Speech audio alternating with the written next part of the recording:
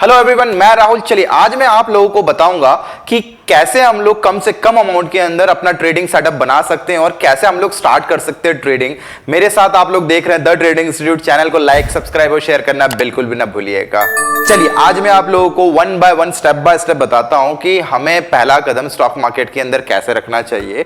देखिए, सबसे पहले आपको अगर स्टार्ट करना है तो स्टार्ट करने के लिए you need to open demat account. ठीक है, अगर जिसने डीमैट अकाउंट के बारे में नहीं पढ़ा है तो मेरे वीडियोस के अंदर जाकर डीमैट अकाउंट देख सकता है। मैंने इस पर वीडियो बना के रखा हुआ कि डीमैट अकाउंट क्या है, कैसे काम करता है। हालांकि डीमैट अकाउंट आप लोगों को सिंपल एक ऐसा अकाउंट है जो आप लोगों की इंटेंजिबल सिक्योरिटीज को होल्ड करने के काम आता है। Like what is intangible securities?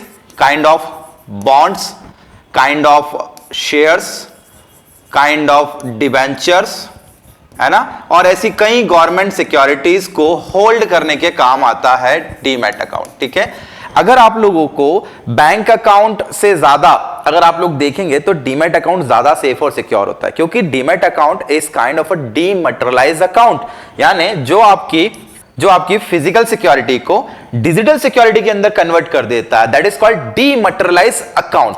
तो सबसे पहला आप लोगों का काम होता है कि भाई डीमैट अकाउंट ओपन कर लिया जाए। अब डीमैट अकाउंट में आप लोग बॉन्ड रख सकते हैं, शेयर्स रख सकते हैं, डिबेंचर रख सकते हैं और गवर्नमेंट सिक्योरिटीज रख सकते हैं। और इन सबको आप लोग लाइफ टाइम तक रख सकते हैं बिना कोई चार्ज दिए, यानी खरीदने पर तो कोई चार्ज लगेगा नहीं, बिकॉज डिलीवरी सारी फ्री होती है।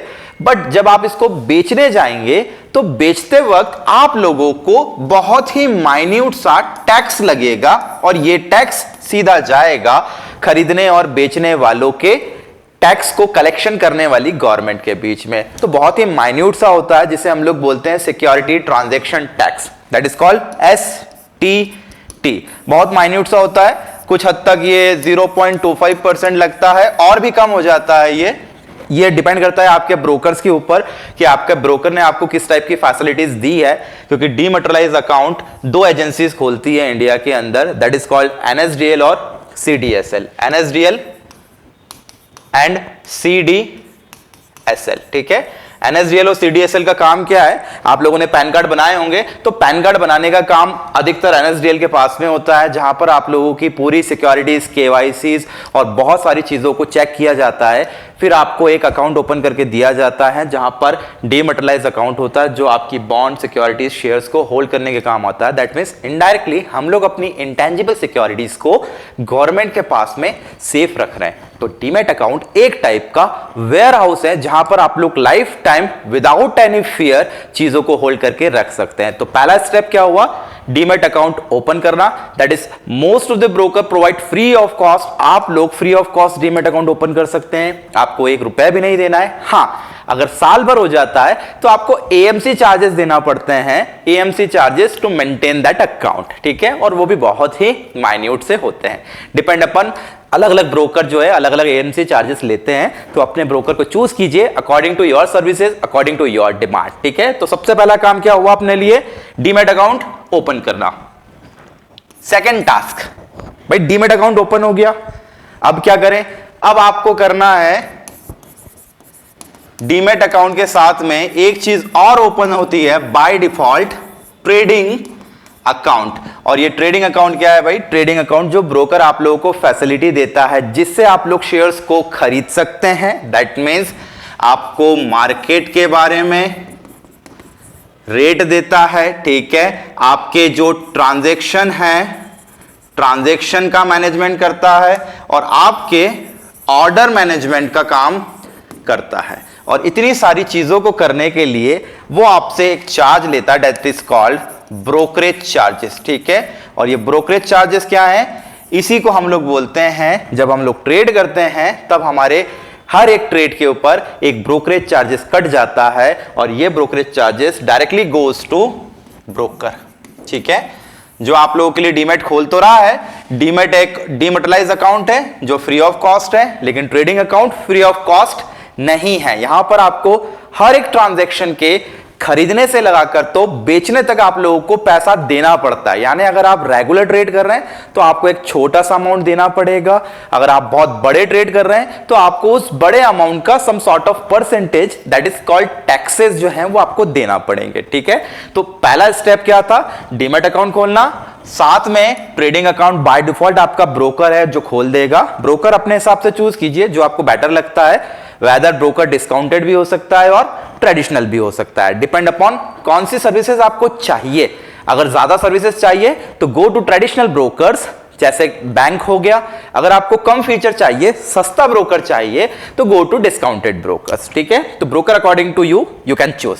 सेकंड स्टेप क्लियर हुआ, डीमैट ट्रेडिंग अकाउंट ओपन हो गया। ट्रेडिंग अकाउंट का काम क्या है भाई, मार्केट के लाइव रेट्स को फैच करना, ट्रेडिंग अकाउंट के अंदर जो है भाई ट्रांजैक्शन को मैनेज करना, और थर्ड वन ऑर्डर्स को मैनेज करना। ये काम कौन करता है, ब्रोकर का काम है। ठीक है, इसके बाद जो नेक्स्ट प्रोसेस आता है, अब हमें क्या करना है, हाउ वी कैन स्टार्ट। ठीक है, ट्रेडिंग, क्योंकि सब लोगों के माइंड में ये बहुत बड़ा क्वेश्चन मार्क है कि भाई ट्रेडिंग नुकसान देती है, ट्रेडिंग के अंदर लॉस होता है, स्टॉक मार्केट बहुत बुरी चीज है, सट्टा है, और बहुत सारी चीजें लोग बात करते हैं। अगर हम लोग ट्रेडिंग को अगर सीखने जाएंगे तो आपकी पूरी लाइफ चली जाएगी, क्योंकि ये सट्टा नहीं है, this is all based on the mathematics.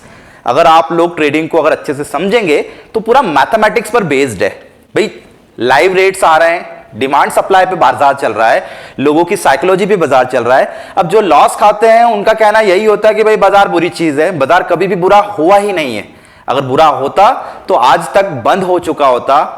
ना वर्ल्ड वॉर फर्स्ट बंद हुआ, ना वर्ल्ड वॉर सेकंड के अंदर बंद हुआ। ये हमेशा चलता रहा है और चलता रहेगा, क्योंकि ये हमारी इकोनॉमी को रिप्रेजेंट करता है। दैट्स व्हाई मैथमेटिक्स बेस्ड जो बैकग्राउंड से होते हैं वो ज्यादातर इसको समझ पाते हैं और बहुत इजीली अंडरस्टैंड कर पाते हैं। और हमें भी कोई इतना डिफिकल्ट नहीं पड़ेगा, हम अगर स्टॉक मार्केट सीखना चाहते हैं तो इजीली वी कैन लर्न। बस सिंपल आप लोगों को एक काम करना है, आप डिमांड एंड सप्लाई को समझिए। डिमांड एंड सप्लाई का सिंपल सा फंडा आप लोग जानते हैं, स्कूल में हम लोगों ने सीखा है, whenever the demand is high, और जब सप्लाई कम हो तो रेट्स बढ़ जाते हैं, और whenever the supply is high और डिमांड कम हो तो रेट घट जाते हैं।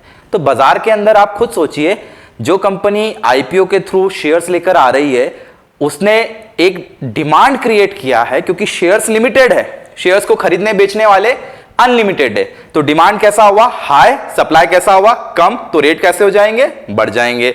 अगर इसी जगह कंपनी ने शेयर लाया और शेयर बहुत ज्यादा हो गए और डिमांड उनका उतना नहीं हुआ तो शेयर के भाव गिर भी जाते हैं। तो that is based on the demand and supply, और इसी डिमांड एंड सप्लाई के ऊपर बाजार चलता है। और डिमांड एंड सप्लाई को समझने के लिए you have to understand the micro economy analysis and macro economy analysis.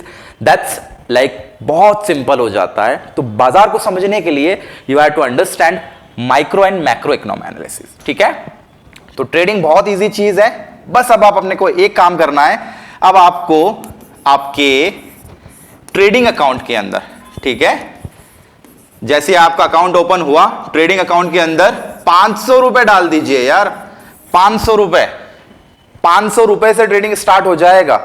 सीखने के लिए 500 रुपए भी बहुत होता है, क्योंकि ये 500 रुपए आपका इन्वेस्टमेंट अमाउंट है। 500 रुपए डालिए और शेयर्स ट्रेड कीजिए।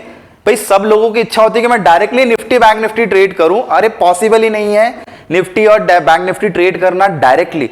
हम लोग क्या कर रहे हैं, हम लोग बस सीख रहे हैं, अपने ट्रेडिंग अकाउंट को समझ रहे हैं। भाई ट्रेडिंग इज व्हाट, डेली खरीदारी बिकवाली करना।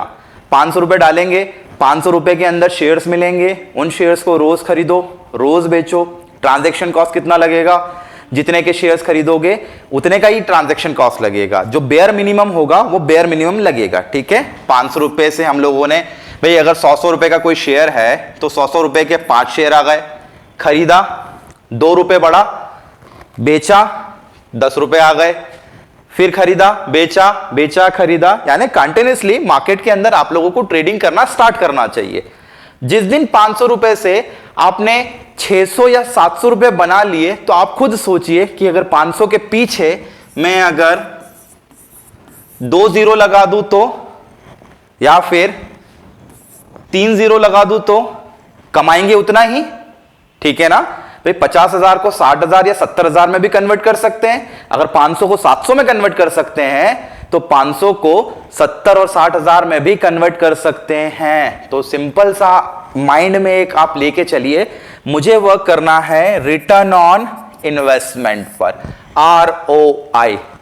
हर आदमी ट्रेडिंग करने वाला भूल जाता है कि मुझे 500 से 1000 नहीं बनाना है, मुझे 500 को 600 बनाना है, फिर 600 को 700, 700 को 800, यानी स्टेप बाय स्टेप आपका प्रोसेस चलता रहेगा। और ये स्टेप बाय स्टेप प्रोसेस जब तक चलता रहेगा, जब तक आप ग्रीड नहीं करेंगे, पैनिक नहीं होंगे, इमोशनल ट्रेड नहीं करेंगे और मार्केट से रिवेंज नहीं लेंगे, तब तक आप लोग बहुत ही बढ़िया तरीके से काम करेंगे। लेकिन जिस दिन पैनिक हो गए, आप पूरा लॉस कर बैठेंगे। यानी 500 रुपए अगर आपने ग्रीड के साथ में लगाए कि मुझे 500 से 1000 कमाना है, तो आप लोग उस दिन पैसा नहीं कमा पाएंगे और उस रिकवर करने के अंदर लग जाएंगे। पैसे को वापस कि 500 रुपए डाला, मुझे 500 तो एटलीस्ट मिल जाए, लेकिन ये बहुत ही बुरी सिचुएशन होगी।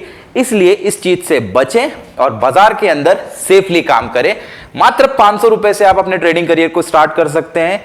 कौन से स्टॉक खरीदना है भाई? डेली जिससे आप लोग जो है फेस करते हैं उन स्टॉक्स को खरीदिए, या फिर सबसे अच्छा आइडिया है निफ्टी 50 के टॉप 50 कंपनी में से टॉप 10 उठा लीजिए। टॉप 10 तो समझते हैं ना, यानी वो 10 बड़ी कंपनी इंडिया की जिनको आप खरीद और बेच सकते हैं। मात्र वो स्टॉक्स के अंदर ट्रेड कीजिए, आप लोग ट्रेडिंग बहुत अच्छे से सीख जाएंगे।